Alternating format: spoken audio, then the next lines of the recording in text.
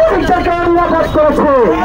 আমরা এই ভারতকে আমরা জানতে পারছি কেন কেন আমরা কি অপরাধ করেছি আমাদেরকে ভাসিয়ে দেওয়া হলো।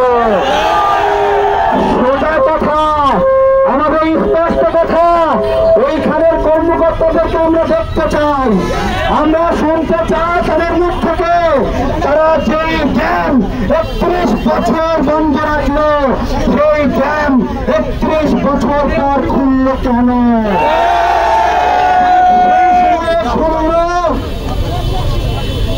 আমাদের এখানে যে প্রতিনিধি টিমগুলো আছে তাদের মধ্যে বাংলাদেশের সাধারণ জনগণের একটা টিম আছে এবং তার সঙ্গে সঙ্গে আমরা আছি একটু দেখি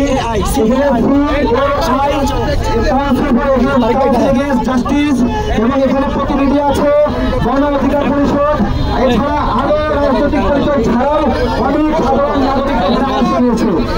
আমাদের কাছে ইনফরমেশন আছে দুষ্কৃতিকারীরা ভারতীয় দূতাবাসে হামলা করে আমাদের নামে কলঙ্ক ছড়াতে চায়। আমরা কি সেটা হতে দিব? হতে দিব? আমরা কি চাই? আমরা চাই আজকের মধ্যে সমস্ত বাঁধ বন্ধ হবে। শুধু তাই নয়, আমরা স্থায়ী সমাধান চাই।